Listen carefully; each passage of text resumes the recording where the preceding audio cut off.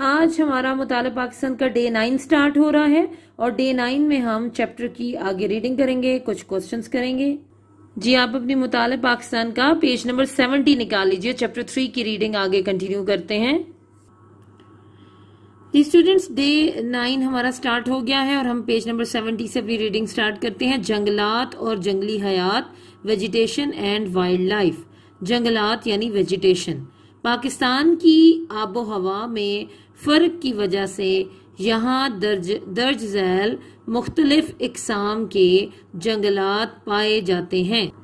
पाकिस्तान के कुछ शुमाली और शुमाल मगरबी इलाकों में औसतन, ये क्या वर्ड है, औसतन यानी एवरेज, बारिश दूसरे इलाकों की निस्बत ज्यादा होती है। यहाँ सदाबहार जंगलात पाए जाते हैं जिनमें देवदार, कील, पड़तल और स्नोबर के दरख्त ज्यादा अहम हैं। इन दरख्तों से आला किस्म की इमारती लकड़ी हासिल होती है। यहाँ शाह बलूत, अखरोट और काठ के दरख्त बकसरत मिलते हैं। मरी, एबटाबाद, मानसहरा, चित्राल, सवात और दीर सेहत अफजा मकामात हैं।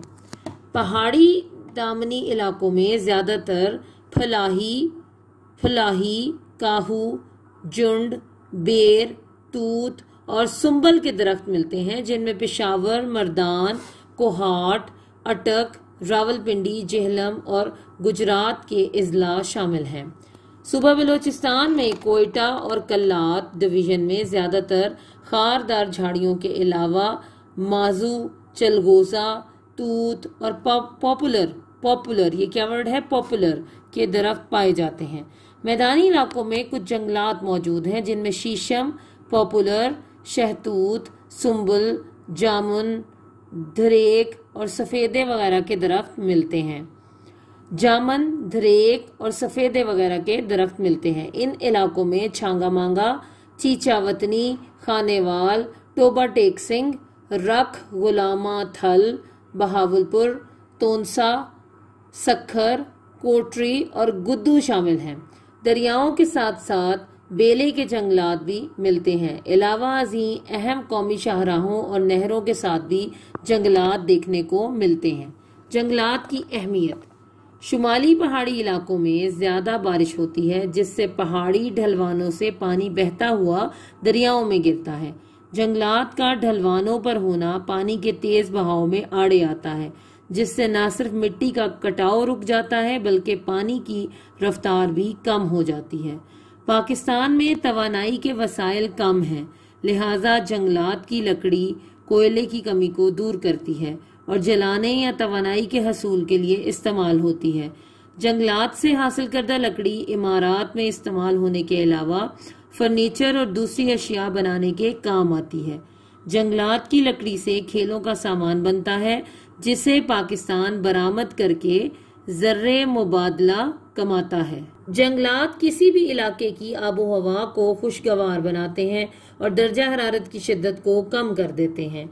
जंगलात काफी हद तक बारिश बरसाने का बायस भी बनते हैं क्योंकि इनकी मौजूदगी से हवा में आबी बुखारात में इजाफा हो जाता है जो बारिश बरसाने का बायस बनते हैं। दरख्तों की जड़ें मिट्टी को आपस में जकड़े रखती हैं जिसका एक बड़ा फायदा ये है कि पानी के बहाव से मिट्टी की जरखेज तह बह नहीं सकती जिससे जमीन की जरखेजी कायम रहती है। जंगलात के ना होने से दरिया अपने साथ रेत और मिट्टी की बड़ी मिकदार बहा ले जाते हैं जिससे हमारे डैम और मसनूई झीलें भर जाती हैं और ज़राअत व सनत के लिए कम पानी जखीरा होता है।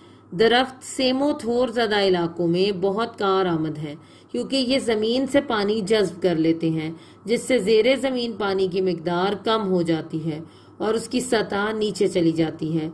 जंगलात से हासिल शुदा जड़ी बूटियां अद्वियात में इस्तेमाल होती हैं। जंगलात सियाहत को फरोग देते हैं। पाकिस्तान के बहुत से शुमाली और शुमाल मगरबी पहाड़ी मकामात ऐसे हैं जो जंगलात की वजह से सेहत अफजा और काबिल दीद मुकामात हैं। जंगलात जंगली हयात, परिंद और चरिंद के लिए बहुत ज़रूरी हैं। जंगलात हमें मुख्तलिफ इकसाम के फल, बीज और जानवरों को चारा मुहैया करते हैं। जंगलात पाकिस्तान की मईशत में अहम किरदार अदा करते हैं। جنگلات لاخ اور ریشم سازی کی صنعت کا ذریعہ ہیں، نیز کھمبیاں، شہد اور گوند بھی مہیا کرتے ہیں۔ درخت کاغذ اور گتا سازی کے لیے بھی استعمال ہوتے ہیں۔ حکومت پاکستان نے جنگلات میں اضافے کے لیے بہت سے اقدامات کیے ہیں۔ شعبہ جنگلات اس سلسلے میں سرگرم عمل ہے۔ درخت لگانے کے لیے تمام بڑے بڑے شہروں میں نرسریاں قائم کی گئی ہیں جہاں مناسب قیمت پر پودے دستیاب ہوتے ہیں۔ اسٹوڈنٹس، یہاں تک آپ کی ڈے 9 کی ریڈنگ ہے۔ اب ہم اس سے ریلیونٹ کوسچن آنسرز کرتے ہیں۔ جی اسٹوڈنٹ، سب سے پہلے ہم یہ شارٹ کوسچن کریں گے، جنگلات کی کمی کی 5 وجوہات لکھیے، اور لانگ کوسچنز میں ہم یہ کریں گے جنگلات کی اہمیت بیان کیجیے۔ تو اپنے نوٹس نکال لیجیے۔ جی اسٹوڈنٹس، پہلا شارٹ کوسچن دیکھیے، جنگلات میں کمی کی 5 وجوہات لکھیے۔ جنگلات میں کمی کی 5 وجوہات مندرجہ ذیل ہیں۔ آپ اس کے آگے یہ 2 ڈاٹس بھی ڈالیے۔ نمبر 1 ہے درختوں کا ضرورت سے زیادہ کٹاؤ، جنگلات میں لگنے والی آگ، درختوں کو لگنے والی بیماری۔ یہ درختوں صحیح نہیں لکھا تھا، آپ دیکھ لیجئے، آپ دال بھی لکھیں، درختوں کو لگنے والی بیماری۔ اگلا ہے بارش میں کمی، اور آخری پوائنٹ ہے ماحولیاتی آلودگی۔ تو آپ نے یہ کوسچن اپنی مطالعہ پاکستان کی نوٹ بکس پہ آج ڈے 9 پر لکھنا ہے اور اس کو یاد کرنا ہے۔ اب ہم لانگ کوسچن کرتے ہیں۔ جنگلات کی اہمیت بیان کیجیے، یہ لانگ کوسچن ہم کر رہے ہیں۔ شمالی پہاڑی علاقوں میں زیادہ بارشیں ہوتی ہیں جس سے پہاڑی ڈھلوانوں سے پانی بہتا ہوا دریاؤں میں گرتا ہے۔ جنگلات کا ڈھلوان پر ہونا پانی کے تیز بہاؤ میں آڑے آتا ہے، جس سے نہ صرف مٹی کا کٹاؤ رک جاتا ہے بلکہ پانی کی رفتار بھی کم ہو جاتی ہے۔ جنگلات سے حاصل کردہ لکڑی عمارات میں استعمال ہونے کے علاوہ فرنیچر اور دوسری اشیاء بنانے کے کام آتی ہے۔ جنگلات کی لکڑی سے کھیلوں کا سامان بنتا ہے جسے پاکستان برآمد کر کے زر مبادلہ کماتا ہے۔ جنگلات کسی بھی علاقے کی آب و ہوا کو خوشگوار بناتے ہیں اور درجہ حرارت کی شدت کو کم کرتے ہیں۔ جنگلات سے حاصل شدہ جڑی بوٹیاں ادویات میں استعمال ہوتی ہیں۔ جنگلات جنگلی حیات پرند اور چرند کے لیے بہت ضروری ہیں۔ جنگلات ہمیں مختلف اقسام کے پھل، بیج اور جانوروں کو چارہ مہیا کرتے ہیں۔ جنگلات پاکستان کی معیشت میں اہم کردار ادا کرتے ہیں۔ جنگلات لاخ اور ریشم سازی کی صنعت کا ذریعہ ہیں، نیز کھمبیاں، شہد اور گوند بھی مہیا کرتے ہیں۔ درخت کاغذ اور گتا سازی کے لیے بھی استعمال ہوتے ہیں۔ تو اسٹوڈنٹس، آپ دیکھ رہے ہیں کہ یہ وہی ٹاپک ہے جو ابھی ہم نے پڑھا ہے، اسی سے ریلیونٹ آپ کو 2 کوسچنز آج کروائے گئے ہیں۔ تو آپ ان کو آج کے دن میں ڈے 9 پر اپنی مطالعہ پاکستان کی نوٹ بکس پر نوٹ کریں اور ان کو زبانی یاد کریں۔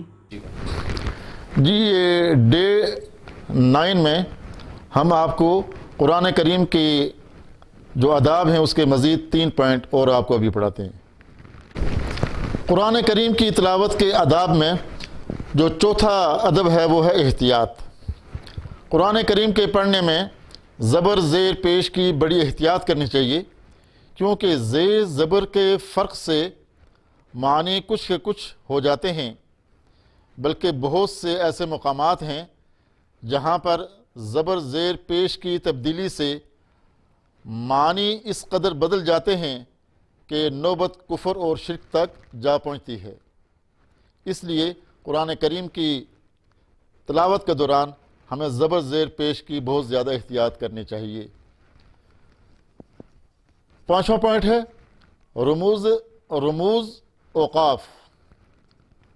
اعراب کی احتیاط کے علاوہ قرآن مجید کی تلاوت میں ایک ضروری امر یہ بھی ہے کہ کہاں رکا جائے اور کہاں نہ رکا جائے، کس مقام پر سانس توڑے بغیر تلاوت جاری رہے اور کس جگہ سانس توڑ دینا ضروری ہے۔ پڑھنے والوں کی آسانی کی خاطر علماء نے کچھ علامتیں یعنی نشانیاں مقرر کی ہیں جنہیں رموز اوقاف کہتے ہیں۔ صحیح طریقے سے قرآن پڑھنے کے لیے ان رموز اوقاف کو سمجھنا اور تلاوت کرتے وقت ان کی پابندی کرنا نہایت ضروری ہے، ورنہ اکثر مقامات پر معنی بدل جانے کا اندیشہ ہوتا ہے۔ قرآن کریم کی تلاوت کا جو چھٹا ادب ہے وہ ہے جہر اور اخفاء۔ یہ پڑھنے والے کی مرضی پر منحصر ہے کہ تلاوت بلند آواز کرے یا نیچی آواز میں۔ قرآن کریم پڑھے لیکن بلند آواز سے پڑھتے وقت یہ دیکھ لینا چاہیے کہ ایسی تلاوت سے کسی کو تکلیف تو نہ ہوگی، کیونکہ جب قرآن بلند آواز سے پڑھا جائے تو دوسرے لوگوں پر اس کا سننا اور خاموش رہنا ضروری ہو جاتا ہے۔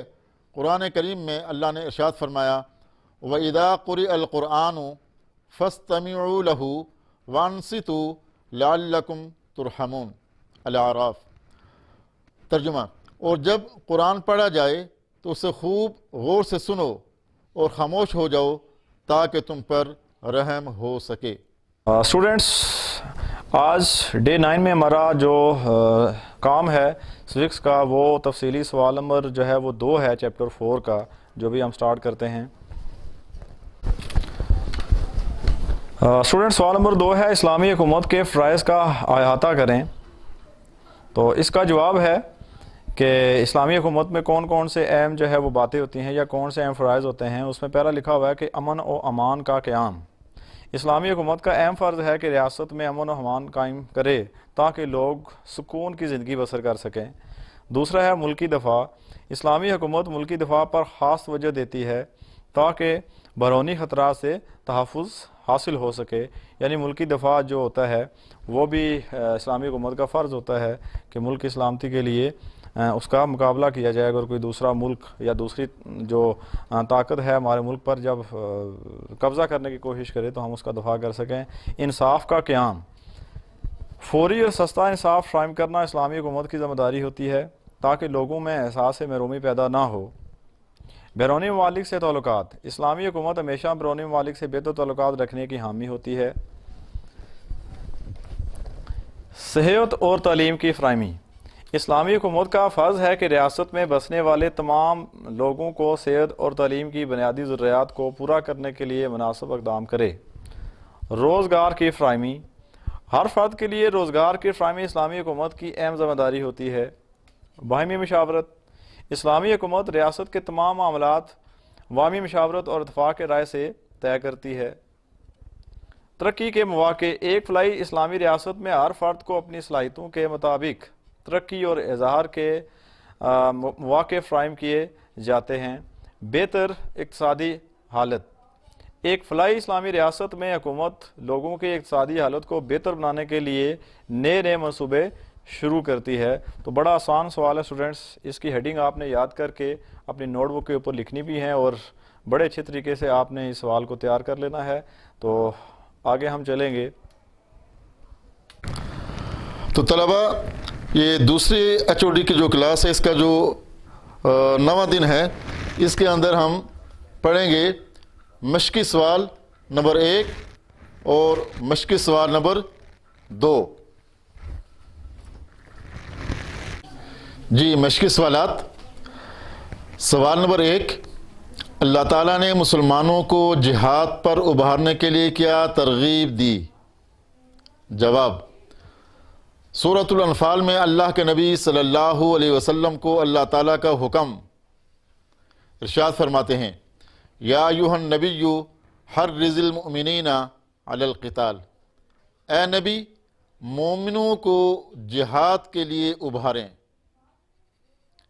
یعنی مسلمانوں کے اندر جہاد کرنے کا شوق پیدا کریں، ان کو یہ ترغیب دیں کہ جہاد ہی کے اندر تمہاری کامیابی ہے اور اسی کے اندر تمہاری عزت ہے، جہاد ہی سے اسلام کی پہچان قائم رہ سکتی ہے، اور اگر تم لوگوں نے جہاد چھوڑ دیا تو تمہارا نام و نشان مٹ جائے گا۔ فرمایا تم میں سے اللہ پر بھروسہ کر کے صبر کے ساتھ لڑنے والے 20 آدمی 200 کافروں کو شکست دے دیں گے، یعنی ایک بمقابلہ 10، اور 101,000 کافروں کو ختم کر دیں گے، یعنی 1000 بمقابلہ 2۔ تو ضرورت کس بات کی ہے کہ مجاہدین جو مسلمان ہیں وہ ثابت قدمی اور صبر کے ساتھ میدان جنگ میں لڑیں، تو یقیناً فتح اور کامرانی جو ہے وہ صرف اور صرف مسلمانوں ہی کو حاصل ہو سکتی ہے۔ سورہ انفال میں پہلے حکم تھا کہ 20 مسلمان 200 کافروں کا مقابلہ کریں، بعد میں اللہ تعالیٰ نے تعداد کم کر کے فرمایا 100 مسلمان 200 کافروں کا مقابلہ کریں گے. یعنی پہلے تھا 1 بمقابلہ 10 اور یہاں پر بتا رہے ہیں 1 بمقابلہ 2، اور 1000 مسلمان 2000 کا مقابلہ کریں گے. اللہ کی مدد سے اور صبر کرنے سے مسلمان کامیاب ہوں گے. سوال نمبر 2، مندرجہ ذیل عبارت کا مفہوم بیان کیجئے. مفہوم کا جو سلسلہ ہے وہ تو بورڈ نے ختم کر دیا ہے، لیکن ہم یہاں پر صرف ترجمہ دیکھیں گے. یہ مفہوم آپ کو سمجھنے کے لیے میں بتا دیتا ہوں، اس سے پہلے ہم ترجمہ کرتے ہیں. ما کان لنبی ان یکون لہ اسرا، نبی کے لیے مناسب نہیں ہے کہ اس کے پاس جنگی قیدی ہوں. حتی یثخن فی الارض، یہاں تک کہ وہ زمین میں خون ریزی کر لے. تريدون عرض الدنیا، تم دنیا کا فائدہ چاہتے ہو. واللہ یرید الآخرہ، اور اللہ آخرت کا فائدہ چاہتا ہے. اب اس آیت کو سمجھنے کے لیے، اس کے پس منظر کو سمجھنے کے لیے اور ترجمہ ذہن نشین کرنے کے لیے ذرا اس کے مفہوم کو دیکھ لیں. اس آیت میں غزوہ بدر کی لڑائی کے متعلق حکم دیا جا رہا ہے کہ مسلمانوں کو چاہیے تھا کہ جب کافر شکست کھا کر بھاگے، یعنی غزوہ بدر کے اندر جب وہ شکست کھا گئے اور بھاگے میدان جنگ چھوڑ کر، تو مسلمانوں نے مال غنیمت اکٹھا کرنا شروع کیا، جو کہ اکٹھا کرنے کی اجازت تھی.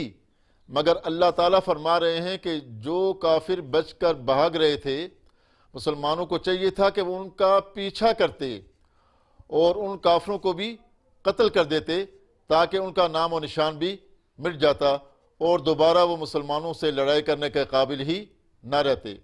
بعد میں ایسا ہوا، یعنی غزوہ احد کے اندر، کہ جو کافر میدان بدر میں بچ گئے تھے، انہی کافروں نے مسلمانوں کو بہت تنگ کیا اور پریشان کیا. اس لیے یہاں پر کہا گیا ہے ما کان لنبی ان یکون لہ اسرا، نبی کے لیے مناسب نہیں ہے کہ اس کے پاس جنگی قیدی ہوں. حتی یثخن فی الارض، یہاں تک کہ وہ زمین میں خون ریزی کر لے. تریدون عرض الدنیا، تم دنیا کا فائدہ چاہتے ہو، یعنی مال غنیمت کو سمیٹنے میں تم مصروف ہو گئے ہو. عرض الدنیا، اللہ تمہارے لیے آخرت کا فائدہ چاہتا ہے. واللہ یرید الآخرہ، اور اللہ تمہارے لیے آخرت کی بھلائی یا فائدہ چاہتا ہے.